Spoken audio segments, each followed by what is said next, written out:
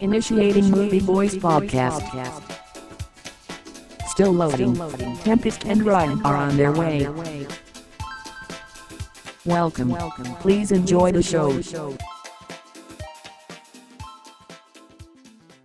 And we are back with a holiday fun edition of Movieboys. I am Ryan and I'm here with my co-host Tempest. Hello. And today we are going to talk about the holiday classic Arnold Schwarzenegger movie, Jingle All the Way. Now, I don't know about you, but I definitely have kind of a history with this movie. Have you seen this movie before?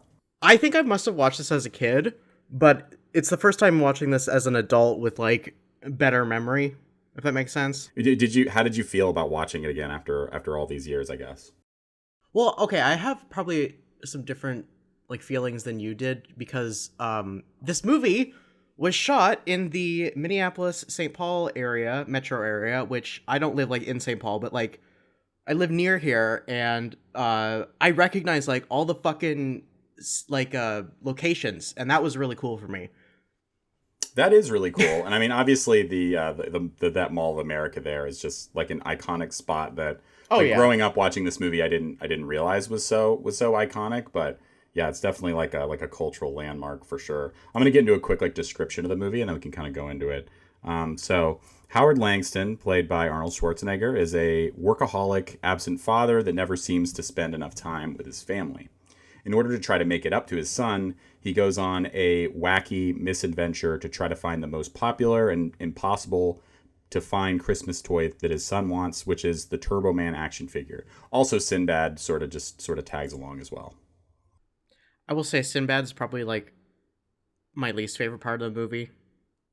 Yeah, I think he has his moments. Like I think for me the opening scene where he shows up and just starts like ranting and essentially just doing like a Sinbad little comedy bit to Arnold in the beginning, I still find kind of funny.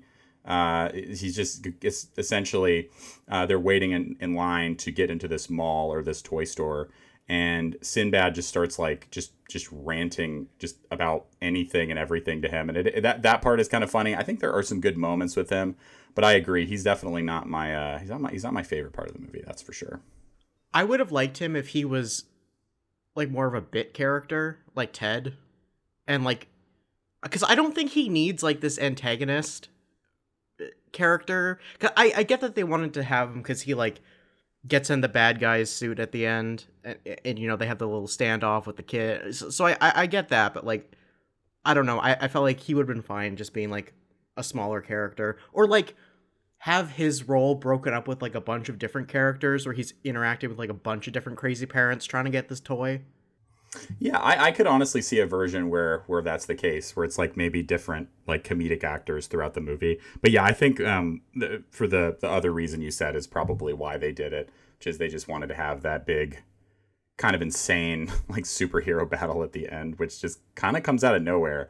Like detaching myself, like so this was a movie that I used to watch with my family like every single year. Like a lot of people, their movie was like like A Christmas Story. Well, I know a lot of people who that was like they would watch that every year. Sometimes, I mean, they have that channel where it plays like 24 hours, like around Christmas, which so I'm sure people watched even more than that. But yeah, we would always sit down to watch this and like a few other Christmas movies every single year. So this might be a movie that I've seen more than any other movie. I don't really watch it as much as I used to, but it was definitely interesting watching it again because that. When was the last time you watched it? Probably only maybe 2 years ago. So it still is fresh in my mind. And I think I was telling you before we started recording, like I could probably storyboard out this movie. Like or even rewrite the fucking script that I know it so well. Like it's definitely one of those movies for me. And like as an adult watching it again, like not everything obviously holds up. Like I still think the very ending of the movie, like just that whole fight scene, it comes out of nowhere. It's like Power Rangers acting. It's so bizarre, and it's like I would love to like talk to the screenwriter or like whoever wrote this, and just I'm so curious if that was like a studio rewrite. I like it seems like I feel like the ending was originally something else, like much less dramatic and crazy Yeah. and over the top. And they were like, we have Arnold Schwarzenegger. Why don't we do this big like action scene where he flies around in a jetpack in the Turbo Man suit in this really like contrived situation that happens to where he ends up like being the actor who plays him in the parade. It's like it's insanely silly. It is kind of fun, but it feels like you've entered a different movie at that point. Yes, yeah, it does. It's a big tone shift. Because there's a lot of bits before that are really, really fun. And I even remember as a kid, like as I got a little bit older, like I think when I was really young, that those stupid like the silly bits at the end were like some of my favorite parts. But I think as I got a little bit older, I appreciated kind of it's a very slapstick kind of like physical comedy heavy movie. There's a lot of people hitting each other, people knocking each other over, like a lot of Arnold Schwarzenegger like brutalizing people being blown up by bombs but not dying. Like that scene is one that I always remember. Sinbad giving the head of the police force that fucking bomb and just thinking, like I remember seeing that for the first time as a kid, just thinking like this guy's dead. Like how is he gonna survive this? Yes. And then it's like, and then they go like a Looney Tunes route where there's just like, I don't know. It's like a Coyote and Roadrunner bomb. So he just kind of like falls over comically.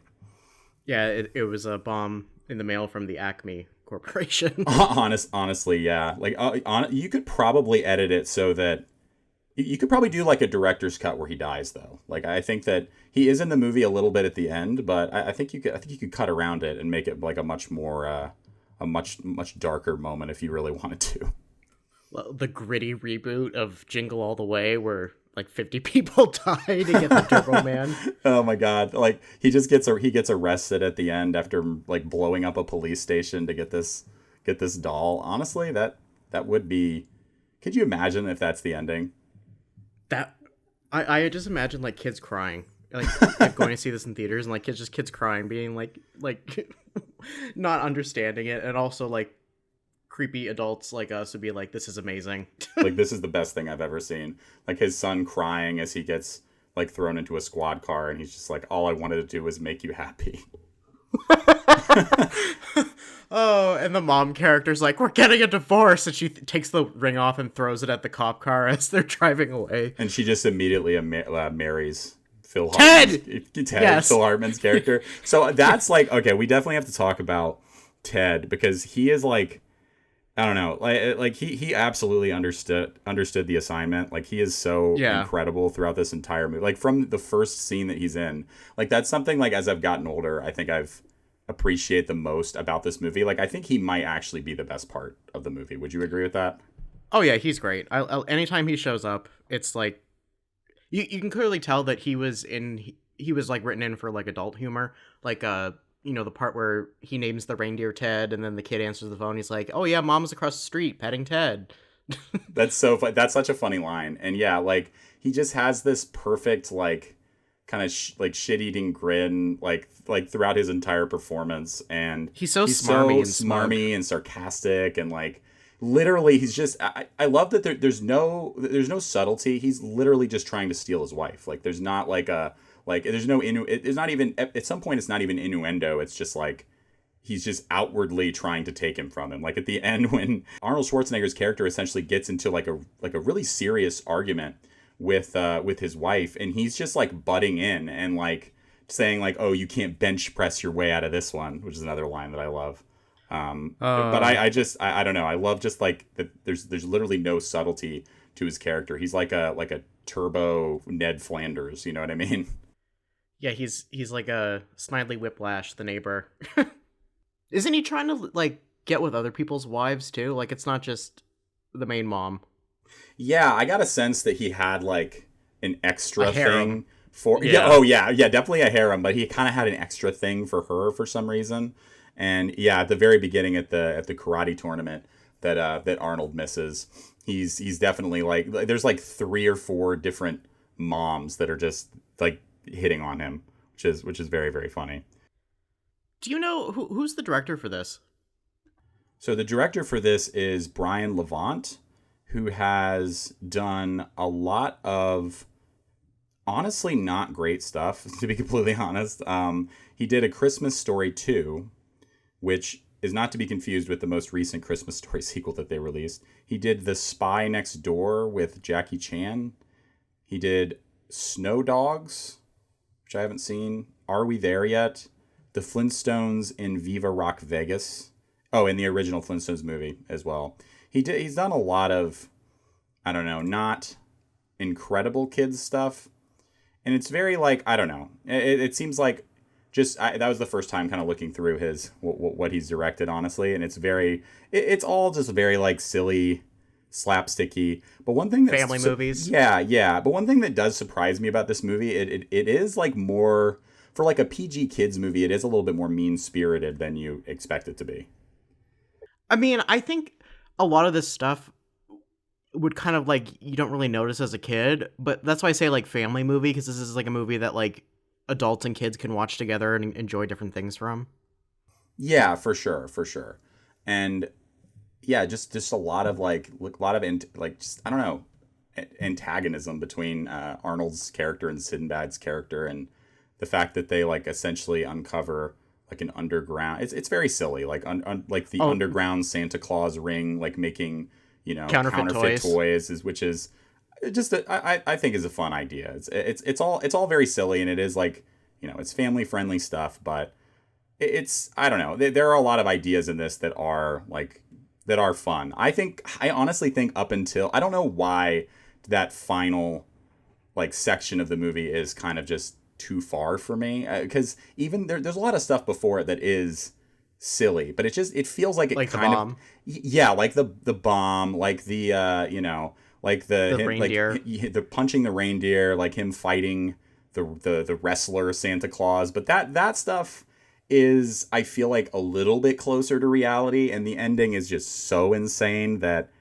I don't know why that's where it kind of like loses me a little bit. Like I can still kind of enjoy it on like a nostalgic level in a way, but it just feels like it just all feels like a little bit too just a little bit too contrived, which I hate to say. I'm like talking about this of all movies, but are you sitting there drinking wine talking about art? honestly, yes. I think that's gonna be that's definitely us right now. We're being those people. I was drinking alcoholic eggnog, actually, so thank you very much. So I looked up who wrote the film. It was Randy Kornfield, who hasn't done anything else interesting as far as I can see. But it looks like, I was just curious, it looks like the director and the writer are not from the Minnesota area, so I wonder why they chose to film it here. I guess, did they want to... I have to guess that like maybe the Mall of America reached out and said like, hey, we'd like to be featured in a movie or so. I don't know. I don't fucking know. Because usually, isn't it like movies are shot in like particular places because of taxes, and like certain states will give better like tax write-off or like benefits for filming in certain states? Like, isn't that why like a bunch of shit is filmed in Georgia now? That's absolutely what it is. Like right now, a lot of the film industry is moving over there because of that, because they just have like much better tax write-offs. It's much cheaper, and they also have like a union. But yeah, I'm not sure why they chose to film there. I mean, it does look very perfect. It's Christmas for a Christmas like, movie, but it is like, I do wonder, like, yeah, like, did they have those same tax write-offs there? I mean, it's no, I mean, like no movies are really filmed here. I think the only other movie I can think of that uses like has like Minnesota filming locations is like The Mighty Ducks. So I mean, I can't. It's not a long list. It's nothing I can really think of. And the thing with the Mall of America, it's not even really in the movie all that long. Like it is in there, but it's not like they spend like the majority of the movie like going back into the, you know, from the mall. I don't know. I'm kind of curious. This is something I'm gonna look into. Detective work. Find out why this was shot in Minnesota. Yeah, and I will say though, like even as a kid, I remember asking my parents like about the mall and just thinking it looked really cool and wanting to go there. So maybe that was, and I still have not. I've been to Minneapolis, but I didn't get a chance to go there, which is honestly kind of tragic. But I mean, I've been there many a time. It is just a big mall. Like it's one of those malls where, I mean, it is the biggest in the US. It's not the biggest in the world. I think it's like the third or fifth biggest mall in the world. But there's an aquarium in the basement, and then there's a theme park in the middle of the mall. And then there's like just shopping all around the mall in a perimeter, and then there's like a bunch of restaurants and then like a huge food court. And they also have a comedy club and a movie theater. Damn. They have a comedy club too. Do they have anything like commemorating or like a plaque or something saying this movie was shot there or anything like that? Like some places have stuff like that. Do they acknowledge it? No. I've been there a bunch of times and I've never seen anything like the Jingle All the Way bench or something. You know what I mean? Like, yeah. So I don't really think they care too much. I mean, also it's like a movie from. It's a fairly old movie at this point, but then again, Arnold is in it, and he's kind of a very big star. So I don't know. Maybe somewhere in like a corner of the mall, there's like a plaque somewhere, but I've never seen it. And it's definitely it should be said that this is a movie that was despised by critics at the time. Like it didn't do well in theaters, like financially. Like it's kind of become like somewhat of like a cult classic, like sort of Christmas movie over the years that you hear more and more people like talking about, which I think is kind of interesting. I definitely understand why it wasn't like that successful back then. It was kind of like toward the end of Schwarzenegger's career before he became governor. And I think people were getting kind of tired seeing him try to do these comedic roles, even though he really just wanted to change up what he was doing, because understandably he was kind of tired doing like the action movie roles every single time, and he just had kids, so he wanted to work on more stuff that they could see. And I think this was this was definitely one of the last ones that he did before I can't remember if this was before or after Batman and Robin, but it was around that point where he was. I think this was right before, because didn't Batman and Robin come out in 97 and this came out in 96? Yes, that sounds about right. But yeah, this was like really toward the tail end of him doing these types of movies. And I think, and a lot of his, aside, the only one, his only movie that was like a family friendly, a little bit, not a family friendly type of comedy, but more just in the comedic territory that actually did pretty well was Twins with Danny DeVito. And yeah, this was kind of in that stable of movies. And even after that, he was really never able to sort of replicate that success. And I think that he was pretty disappointed by that. And that's why I don't know, maybe if this movie would have done better in theaters, he would have never ran for governor. Oh, isn't that a weird thought? Mention that. Well, he was in a bunch of stuff after this too, because he was in what's the movie with the glasses? Do you know what I'm talking about? Oh, The Sixth Day. Yeah, and he was in End of Days too, which I think that may have actually been his last movie before he became before he ran for governor. This was. I do think it's we should mention our tragically lost Junior review. Oh, I was just thinking of that too. Yeah, we recorded a review for Junior, and it didn't make it. I tried my best to salvage it, but it honestly sounded so horrific. We said that your audio sounded like you were like frying chicken the whole time in the back with the background, just like you just were recording next to like a deep fryer. It really did. It was horrific. It was really fucking bad. But yeah, that I don't know. I think that this was. I would be curious to see what other actors they had considered for this lead role. For the dad. Yeah, because Arnold, I don't know. He doesn't have. I'm trying to think, because in Twins and to a lesser extent in Junior, he kind of has this. He in a way, he's almost like the straight man. Like he's like the very serious guy. He's kind of like the deadpan guy, almost like I can't remember the actor's name, but the deadpan guy in Guardians of the Galaxy. He kind of has that sort of. David Bautista? Yeah. He kind of has that sort of deadpan, like straight man kind of delivery. And in this, he's more of like, it's hard to say like what they were going for. Like he is funny, I think at points just by being Arnold, but it is hard to imagine anyone else doing this role and it being written for them in the same way. You know what I mean? Like a big part of his character in this is just being really aggressive and angry and just kind of yelling at people and like trying to strangle them like that. That's just kind of part of this, and it's very interesting. Like I'd be curious to see if there was another version of this written for like a different actor. You know what I mean? Who else was like popular in the 90s that would be in a comedy like this? Like maybe Robin Williams or Jim Carrey? I was just thinking, I was just thinking Jim Carrey specifically. Like I could see this being, because it's kind of, It's I got don't know. Jim Carrey energy. It's kind of it like does. Liar Liar. It's kind of like like the same kind of energy that he used in the Liar Liar movie is what Arnold is channeling here. Which I think this movie came out before Liar Liar, but you know what I mean. Because it's kind of, and I don't know, you can take this as you will, but I feel like it's kind of, his role is kind of underwritten, if anything. Like if you imagine someone like, I don't know, like Matthew Broderick or somebody who is more of like a low key kind of comedic actor doing this, it would probably be pretty boring.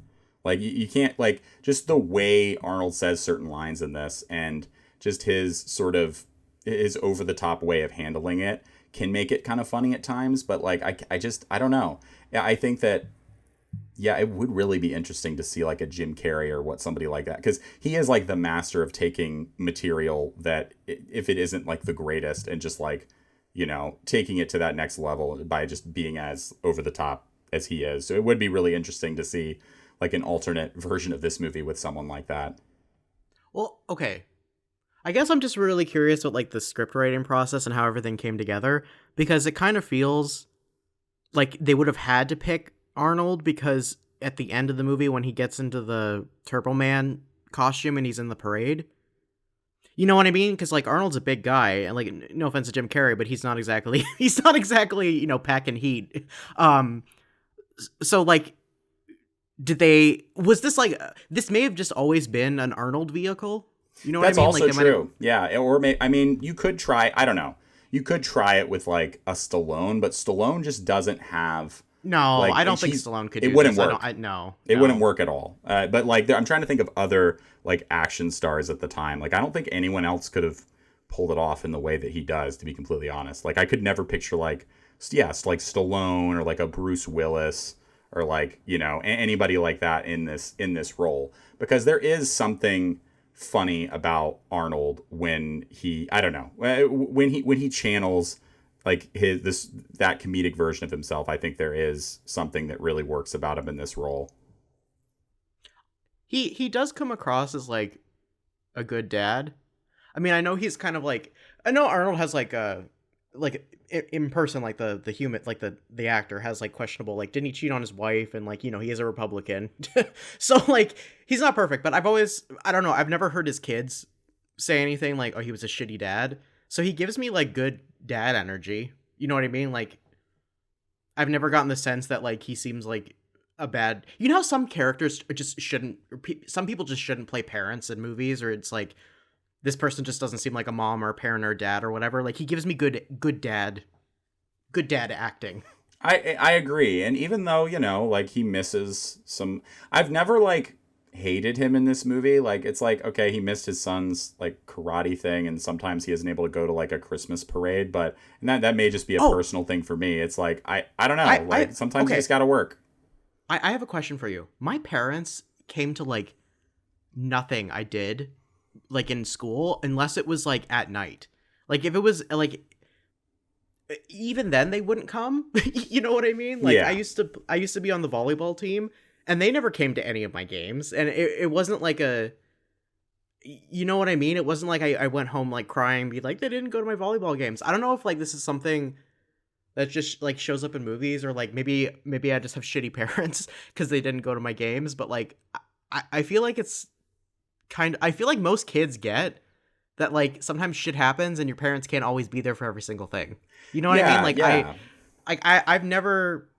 I can't think of anything like looking back at my childhood and be like, oh, I'm like really messed up because like my parents didn't come to this. Although I guess like the point is that he's like, he keeps like promising the kid and like breaking the promises. So I get that. But also at the same time, it's like, okay, he doesn't need to come to like every single one of your karate things. Yeah. And he's, you know, he's trying, like, ultimately, like he literally was driving on the shoulder and risking the highway and risking getting arrested to go see his, even though he's kind of, he ended up being late, but like, I think he's clearly, he's trying his best. He isn't doing anything horrible. He loses it a little bit and sort of yells at his son on the phone, but he really never does anything in this movie that I find like that bad. You know what I mean? Like he's trying his best. He's definitely a workaholic type person, which I can personally understand and like sympathize with. But I feel like he does enough. Like that was always like, even when I was younger, I never really that being the crux of the movie always was kind of like a little hollow to me, because I was like, he never really seems like that bad of a dad. Like he tries his best to get this toy that his son wants, and it's kind of sweet, honestly. Also, they're living in like a nice middle class family home. Like they're doing all right. Like I'm sure he comes home for dinner and gets to have dinner with his dad, and like gets to spend time with his dad on the. You know what I mean? Like I don't get the sense that like his dad's on his 4th tour in Afghanistan and he hasn't seen him in 5 years. Like I'm not getting that vibe. Yeah, and like again, like you said, like they're living pretty well. Here's something that might blow your mind that I'm about to tell you about this movie. Oh boy. So, did you know that there's a post-credits sequence? Is there? Yeah, I'm not even kidding. So even before Marvel, Jingle All the Way was doing superhero post-credits sequences in their movie. Oh my god. What? Okay, I didn't see it. So what happens in it? So it starts off on Christmas Day, and Howard and his wife are all happy, and she gives him a kiss, and then she says, "You know what, Howard? I'm really impressed with, like, you put so much of an effort to get that the Turbo Man for Jamie, and that's so sweet. So what did you get me?" And then he, like, his eyes bug out, and he's like, "Ah!" And he just makes like a face, and the camera just like zooms in on his face, and then so it's like, I don't know if they were like trying to bait a sequel or something, but it honestly, I've always thought, like, damn, what if she just like divorces him on that Christmas right on the spot? She's like, honestly, yeah, that's you the didn't good get me ending. anything. you didn't get me anything. Like, what the fuck? Like, how do you forget? I don't know. That's just seems. It honestly does seem kind of silly to me. Like, you're not gonna get your wife anything at all. Like, okay. Well, I don't know. I know like everyone has their own feelings about like gift giving and gift receiving, but I've never been in a situation where like I've forgotten I've never forgotten my partner's birthday or like forgotten to get him something for Christmas. You know what I mean? Like I don't understand how you forget that. Although maybe like there are some really. Have you forgotten? Never. Like I would. I don't know. And here's the thing. Even if it's something small, even if like, let's say there's a year where you're not doing as well, like I wasn't doing as well financially or something, I'll let them know, and then you get them something smaller that you can afford. And if they're not understanding of that, that's ridiculous. But you should at least like make a card, do something creative for them, write something for them. Like, there's no excuse, in my opinion, to not do anything. It doesn't have to cost anything really. Are you husband shaming Howard? I think I am, actually. I think that was honestly probably the worst thing that he did, like in the post credit sequence. It's like, damn, how did you, like, you really didn't get her anything? Like, Jesus Christ. Also, he couldn't even ask his secretary to go get something for his wife. Oh my God, that's so funny that you mentioned that. Like, just the secretary thing in general. I was like, why didn't, like, months ago he just have his secretary find out, like, how to, like, what his son, I don't know, just find out what your son wants earlier and just have your secretary get it. Like, he clearly makes a lot of money and has literally has a secretary and works at like a nice office. Just like, yeah, just have her do that for you. Like, pay somebody. Like, you know what I mean? If you're that busy, like, I don't know why you wouldn't do that. It seems like an easy call. Was there anything that you wanted as a kid for a gift that you didn't get? Or like, did you have a Turbo Man? Okay. There wasn't a straight up, like, I don't know if there was anything specific that I really, really wanted that was impossible to get that my parents weren't able to get for me. Like, I can think of, they were honestly really good to me about that for the most part. Like, specifically, I like one of my favorite Christmases was just getting like a Nintendo 64 when I was younger. I think that was a really big one. That was the best Christmas. Yes, I also got one. Yeah, that was a really good one. A lot of them were, honestly, I think, video game consoles. Like, I still also remember getting a GameCube and the Zelda Wind Waker, and that was another really good one. So I don't know. I don't think that, like, I never really asked for anything crazy that wasn't like feasible for them to get. Another really good one was later in life when I was like, I think like 15 or 16. There was this guitar that I asked for that I didn't think I was going to get. and they kind of told me they weren't able to get it, and they really set it up and like lied to me about it, and then actually they ended up getting it, which was really cool. So Aww. so that was nice. I honestly can't think of any like hot, like sort of trendy thing. Like I definitely got like a Furby when I was younger, and I just didn't know what to do with it, and it just kind of sat around. And I even when I was younger, I thought they were really creepy. I know that was, I don't know. I assume that the sort of the craze of the Turbo Man in this movie is kind of based off of that and like the Cabbage Patch Kid dolls. You know what I mean? Wasn't it the Tickle Me Elmo toy that was Oh. that was the one that people were like spending like insane amounts of money on like the black market and like like not killing people, but like it was like the hot Christmas toy was the Tickle Me Elmo, and I remember seeing like news stories about people going crazy for it. It's so funny what I feel like we don't really. I mean, actually, I wouldn't know, to be totally fair. I don't have kids, and I don't like a lot of my friends don't really have kids, so I don't know if there's anything that's like equivalent to that. But I feel like that's not really as much of a thing anymore. Am I wrong about that? Okay, so every so often I hear about something the kids want, whether it's like Hatchimals. I don't know if you know what those are. I remember hearing No. about it's basically like a stuffed animal that comes in like an egg and it hatches. It's yeah. So I remember hearing about that being like the it toy for a while, but I haven't really heard too many stories from anyone lately about like, oh, there's other than like PS5s. That was it. Like people trying to get a PS5, but not like a kid's toy. Yeah, I think a lot of it has become, and I mean, our answers earlier, just talking about like our favorite like Christmas gifts we've received, kind of show this. But I think over the years, it's just become more about like video games. You know what I mean? And like, I think a lot of kids are in that exact same boat. There is something that's, I don't know, like there is something that's fun about getting like an actual physical like toy or item though, versus like, oh, I got this console and like a digital game. It's like there's something that's fun about actually, opening like a physical item that you get to have versus like, oh, I got like a gift card for the PS5 store in an envelope. That's not quite as exciting. No, especially I don't know if you felt this way with like when HBO like got rid of a bunch of their like streaming catalog. For the longest time, I was always like, oh, I don't need to own everything because like it's on streaming or whatever if I ever want to watch it. But then they just get rid of it. So I've kind of gotten to the mindset now of like if there's like a piece of media or a game I want to own, like I don't want like a digital copy. I want like a hard, I can hold it in my hands copy. Yeah, and this is okay. This is getting even more tangential with what I'm about to say, but yeah, like with games especially, I've always found that it makes sense to get physical copies of games because if like a year down the line, I'm like, actually, I don't play this game anymore. I've already beaten it, whatever. I can resell it. Like you can even though the value is going to be extremely low, it's like I can at least get like $20 back or something from like a $60 game, which is something. You know what I mean? Yeah, or trade it at GameStop and get it. Even though it's a pretty low amount of money, it's like it's something. Like you can't trade a digital game. So I do think that there's like a benefit to getting to like physical media. Still, I totally agree. I still get like Blu-rays like from time to time, usually Criterion stuff, but I still have like a decent amount of those. Oh my so I guess I was in kind of like a similar situation as you. Like growing up, like I think because like my mom specifically had like a very bad childhood and I think she got horrible Christmas gifts.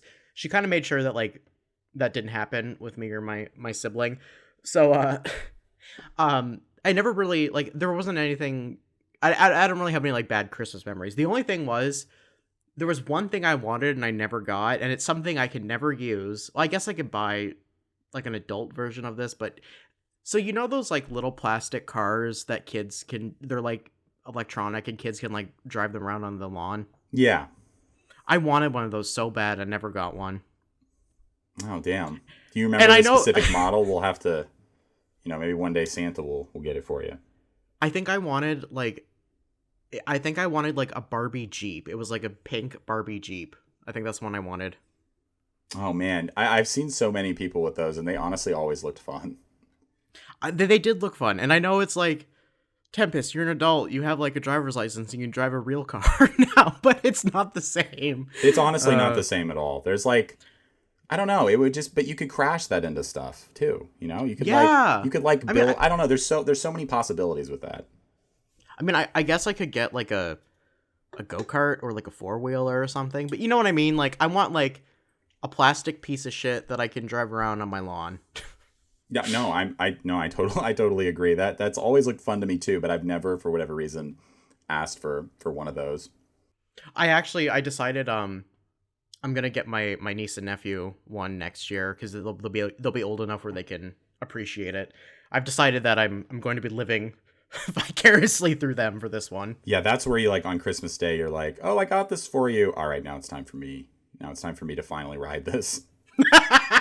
Just immediately, they're like, oh, we want to ride in it. Well, I got to take a spin first. I did buy this. And then I break it. Oh God! Oh no! Immediately. I think those things have a weight limit like for 50 pounds because like I think like some of them were like designs you can like have two kids in there, so I think they have like a 50 or 60 pound weight limit. So like there's no way in hell that I could use it without breaking it. It's my dreams are just being crushed right now on this podcast. I know we'll never get to drive our pink Barbie Jeeps. Is there any specific sequence in this movie that you think is the funniest or really enjoy or like the most? Okay, well, it's not necessarily like it's the funniest or the best or whatever, but when they go to Mickey's diner, I've literally been to that diner, and I just think that's cool. Yeah. So wait, have you? Man, I would love to sit at the fucking booth that Arnold Schwarzenegger like attacks Sinbad at. like that's so funny. I don't remember like the exact layout of everything. It's a pretty small diner. For anyone who doesn't know, it's like a box, like a rail car diner from like the 40s or 30s. So it's very vintage. It's like one of the oldest diners in the US. They closed down a bit for COVID, and then they were doing a whole bunch of renovations. So I know that right now they're not open, but eventually they said they're going back open. I know people won't. It's one of those things where it's like an institution in this area. Like I really don't. It'd be a sad day. Like people protest, like if they demolished it or something. You know what I mean? Like it's not going anywhere. I'm not worried about it. I just think it's cool that like I don't know. Do you have anything like that where it's like you've been to like a specific movie location that you like or remember? Oh man, I mean, one recently. I mean, obviously the Rocky statue in Philadelphia is a huge one, and just it's very very interesting. Like that's a whole other story for another time. It's just like the history behind that, and like the fact that the Philadelphia Museum of Art there like hates it and just doesn't want it anywhere near the building, but it's just so iconic, and having it used to be at the top of the steps for the longest time. And people who in the people would always run up the steps, and just like no one was actually going to the museum, but they like sort of compromised, and now it's like to the right of it, and it's just kind of off to the side because like so many people would line up to take photos with it that it was just kind of like interfering with their business. But yeah, but I don't know, that's a classic one just because of how much, as I'm sure people know if they've listened to our Rocky episode, I'm a big fan of those movies. So it was cool to actually get to go see that in person for the first time this year. That was pretty awesome. But I would honestly love to visit that diner from this movie one day too. I will take you there if you ever come, and we can also go to the Mall of America, so you can go there. That would be amazing. I'm still so sad that I didn't get to go to the Mall of America when I was in Minneapolis. It was just like an insanely fast work trip. I was literally there for probably 24 hours and had to fly back. Yeah, it was horrible. It doesn't really sound like you had much. Wait, you know, like the airport is right next to the mall, right? Yeah, but it was like, seriously though, it was like I got off the plane, I went to my hotel, I needed to test all the equipment to make sure nothing, which I would always do, to make sure no video equipment would get like damaged or anything in transit. And after that, I literally had to go right over to the shoot, which was at the hotel I was staying at. Then the shoot lasted like basically all day, and then in the morning I was back on a flight home. So it was like it was so fast. Oh yeah, not really mall time. Okay, I get it. Yeah, but it was it was just so funny because like the cab or the Uber drivers that I had there were just so sweet and kind, and like just some of the nicest people that I've ever spoken to, and were like recommending all these things to do, and I just didn't have the heart to tell them like I'm just not going to be here. I can't do any of this stuff. I wish I could, but I was still asking them like, oh, what do you recommend? And they were obviously all said like, oh, Mall of America, you have to do the Mall of America. But yeah, it'll be cool to eventually get to do that. We do have a Cinnabon. I had one friend get really excited about that, and then I didn't understand why, because I think like every mall has a Cinnabon, but we do have one. Yeah, I think for me, I just for this movie, like the moments that still make me laugh are so many of them are with Ted. Like when he's like just the moment there's a little moment with the cookies where Liz yeah, leaves and he touches one of the cookies and like just his He's reaction eating to it being hot is like, oh, like he like screams and he's like, pipe down in there, and just screams to the kids. They're like obviously not doing anything. Like that moment always makes me laugh. There's just so many little things with him throughout the movie that are so funny. Like rest in peace. Like he was such a funny actor. And I think I thought you were referring to the put the cookie down scene. Oh, that is obviously legendary too, but it's so legendary that like I don't know. I feel like it kind of speaks for itself. It's like there's just that little subtle moment of him burning his hand that I find funny as well. But obviously like Arnold's delivery of that line is just iconic. Like I feel like people still like reference that to this day. You know what I mean? Oh yeah, for sure. So what do you think of this movie overall as an adult? Do you like this movie? Is this something that you go back to or you will go back to? I don't think I have the same like nostalgia attachment that you have to this. Like this wasn't a movie that I ever watched with my family. And if I ever, I'm pretty sure like watching it as a kid, it might have been like at someone's house or like previews, you know how like there always be previews on VHS like movies before. So I don't really have like such a strong connection with it, but overall, I thought it's like a good example of like what I was saying earlier, like a family movie. Like I think if you have kids, you would enjoy watching this with them, or if you were a kid when you saw this, like you'll enjoy it as an adult because like you'll get a whole new appreciation for humor you didn't just get as a kid. I don't think that I'm gonna watch this, but like if my niece or nephew wanted to watch this, I'm not gonna, put the DVD in the wood chipper. Yeah. And I think Christmas movies are it's a very interesting genre. Like it's so hyper specific, and I don't think that there are a lot of like amazing Christmas movies. I think I don't know if you'll agree with this, but yeah, I think most Christmas movies that are good that I like are not like great movies outside of that, but they're just really good for what they are, because there's really only so many things you can do with Christmas movies. You know what I mean? Yeah, they're not like they don't have as wide of an appeal as like other types of movies. Yeah, you know that they're going to be like there's just certain hallmarks and things like beats that they're going to hit. Like they're going to be like kind of overly sentimental. They're going to like usually take place sort of around the same day and be focused on like very, very, very like I don't know, very specific themes. And I don't know. I think do you have any other Christmas movies that are kind of like your staples? Do you have any that you go back and watch? I probably watch the Jim Carrey Grinch movie every year. That's a good one. We'll have to do that one next year. That's a good one. I know. I also I grew up watching White Christmas. Have you seen that? I have not, but someone else recommended that to me recently, actually. I like White Christmas, but it's it's a musical from the 50s, so you got to be with the right crowd if you're going to watch that one. The Long Kiss Goodnight, which I know I wanted to review like after we do Avatar. That's about it. I don't have like a canon of Christmas movies I'd watch. Oh, Elf. I remember liking Elf. What about you? Elf is definitely a good one. Yeah, I would say okay. So the Christmas movies that we would always rewatch with my family, this was number one. I feel like this was always like a must. And if we didn't watch it, my mom would always get kind of frustrated, which I always thought was funny. Like she was just very adamant about watching it.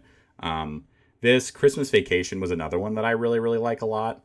I actually honestly think I like it more than the first Vacation movie. It just feels, I think that if I were to pick like a favorite Christmas comedy that I could just continue to rewatch, I think that would be it. I think it's the perfect blend of like you could watch that one with younger people. There's a couple scenes where maybe you wouldn't want to watch it with kids, but I think that I don't know. I think that when I was a kid, I didn't really know like what they were referencing or whatever in the movie, and I didn't really catch on to it. But yeah, Elf is another one that I do legitimately like A Christmas Story. I know people have strong opinions about that movie, but I love it. I that's probably one of my favorite Christmas movies now that I'm thinking about it. I honestly, I totally agree. I really love that one too. I think that that's one that because of the 24-hour cycle that it had, and I would just, it would just be on at our house on Christmas Eve or whatever, just all day into Christmas. So I would just kind of like jump in and watch certain scenes and like jump out. But I feel like I've seen that. I don't always go back to it, but it is a classic, and there's something that it does feel like nice to go back to, you know? I just realized I do actually have like an all-time favorite Christmas movie. Oh shit, what is it? It's the Yule Log channel that plays the Christmas music. Oh my god, that is classic. I do love that. Like I love like after Christmas dinner or whatever, like after opening presents and just like vegging out in the living room, and then the most exciting part when they fucking drop a new log on, or where they get the poker and they adjust the logs, like perfect cinema there. I want to see a meme of that, of what you just described, like somebody putting the line. Do you know that meme where it's the entire crowd and they're waiting for a specific moment and they all start like freaking out and cheering? Like I want to see that with the Yule log where they like put one on and they're like just lose their minds. Like seriously though, that's what it's like. I love that. Yeah, I know I'm not being like I'm not even joking here. Like I just find it very relaxing to watch it. Yeah, no, I totally agree. Yeah, but I like ambient stuff sometimes. Anyway, there's something that's so nice about around. I don't know what it is for. I mean, it's just okay. I know what it is. I mean, the reason that I love to watch like certain types of movies around certain holidays is also just because I love movies, and I know you're the same way too. But like, yeah, in October, I'm always watching a lot of like horror movies. Like I have classics and movies that I always go back to and rewatch around that time.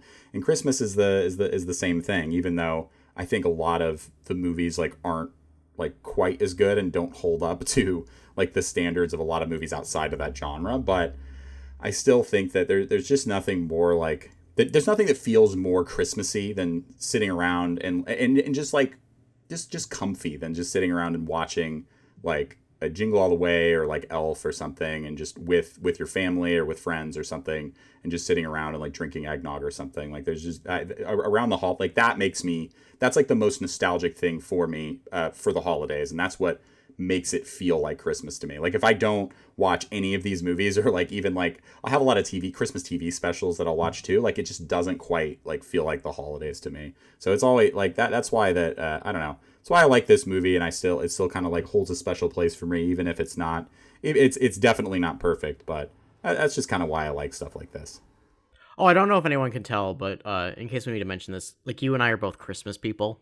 Like we like Christmas. I love Christmas. Yeah, absolutely. Well, yeah, but you know, there's like people who like don't like Christmas. People who are like, there's like, you know what I mean? Like we both like Christmas. Like we like Christmas movies. We like Christmas music. We like Christmas like decorations. Like you put up a tree, I put up a tree. Like we like Christmas. Because I've met some like adults my age, and they just like don't fucking decorate or like do anything, or like they just go to their parents' house and then that's it. But like I have my own Christmas traditions that I do like even outside of my family. Like they aren't dependent upon my family or like my in-laws or anything like that. Yeah, and it's funny, and I definitely my brother kind of doesn't really do as much stuff. Like but I always put up a tree. I'm always the one to put up decorations. My girlfriend Michelle doesn't even, well, she likes Christmas and she likes the time, but she's just not as, I don't know. She isn't really into like decorating and stuff. So it's funny when we had people come over for like a little gift exchange thing we did this past weekend.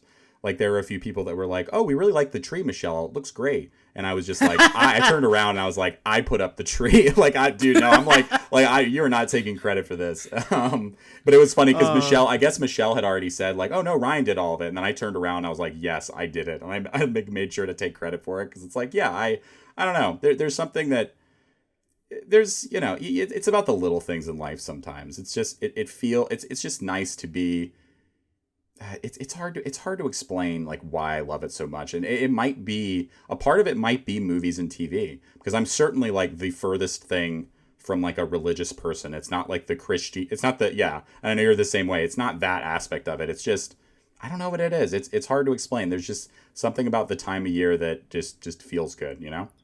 Okay, I want your opinion on this. I know like we've kind of like gotten sidetracked from the movie at this point, but like we can wrap up after this last question. Do you feel like it's more socially acceptable for like women to be into Christmas versus men? Because that's something that I've noticed.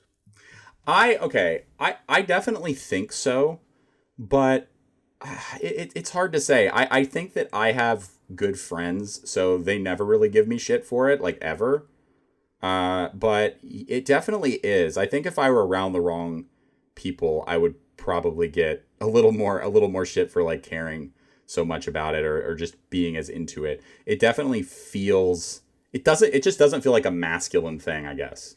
I don't know. That's what I mean. Like, it feels like if you're like someone who enjoys like the Christmas holiday, like if you want to like bake cookies or something like that, it's like, oh, are you doing that with children? Or like, oh, are you doing that with your grandma or something? Or like, or your mom? It's like, it's in this weird space of like, I don't know how to explain it. If anyone's listening and you know what I'm talking about, like, let me know. But like, yeah, that's just something I've noticed where it's like a lot of Christmas media seems to be very like centered around women and children.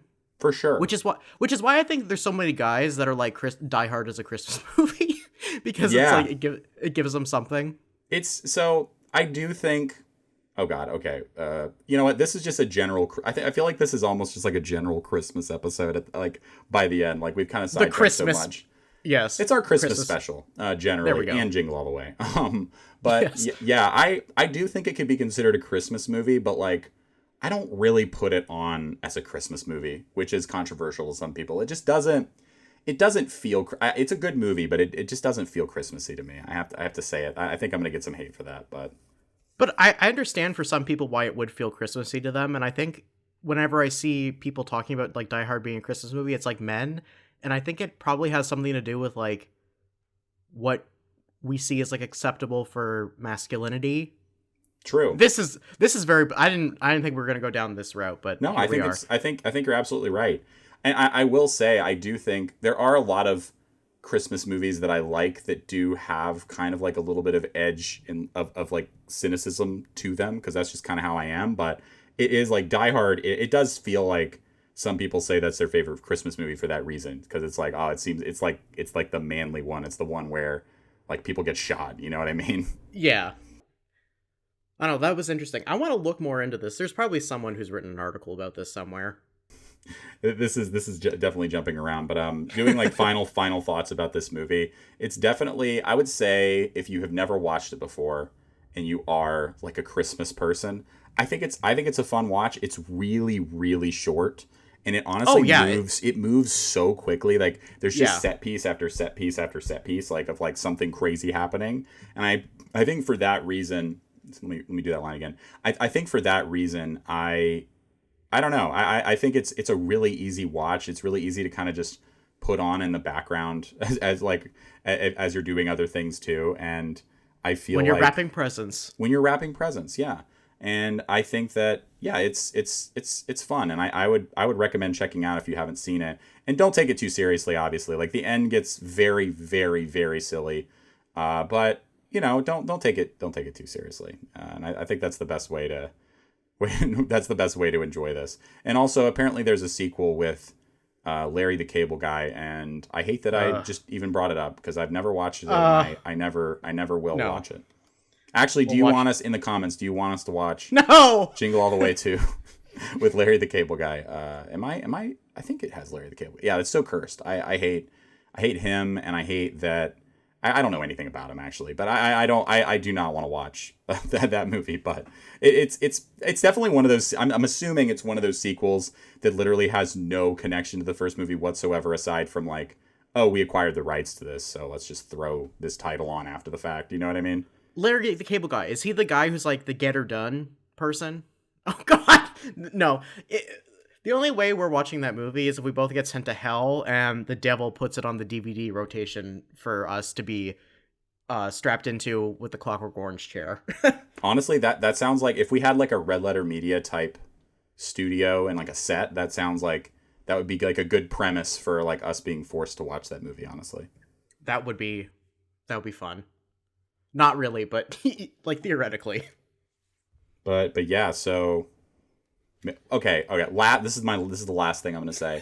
It is criminal that you cannot that like they made a small amount of Turbo Man action figures, but you just cannot find them anywhere. Like the original ones, and the ones that do go up are like I've seen them go up for like $1,000 or more, and it's fucking crazy. Really? Yeah, like that's like I don't know. That's something that I would love to own one day in all seriousness, but it's just so difficult to find because I think the people who have purchased them are like, no, I want this for my collection. I want to keep this. Like I'm not like a toy person. Like I don't say that in I did say that with like a voice, but I don't mean it in that way. Like I'm just not that into collecting things in general, but that's something. You don't have like Like you mean like you're not like one of the people who has like a bunch of like Star Wars collectibles or something like that? No, I think it's fine, but I don't know. I don't get a lot of joy from that, I guess. Just like this accumulating is your one stuff. Exception. Yeah, I think that's what I was going to say. Like I think there's some like few things that I have a connection to that I'm like I actually would probably like to have something like that. But yeah, I'm not someone who's like I've never understood like the Funko Pop thing. Like there are cool action figures like that look cool, but it's like I don't know. It also makes it like the prospect of ever moving like really daunting to be like, oh God, I have this massive collection of toys or something on these shelves. God. Like how am I going to fucking move this? And I don't know. This is getting very tangential. Well, sorry we haven't really posted in a while, but we're going to do Avatar and then The Long Kiss Goodnight, which is like my favorite Christmas-ish movie. Well, one of them. And then it'll be the new year. Yeah, so everybody, Merry Christmas. I think this will hopefully be coming out around like Christmas Eve, Christmas. And I hope everyone has a good and safe holiday. And I hope that you watch Jingle all the way, or if that's what you want to do.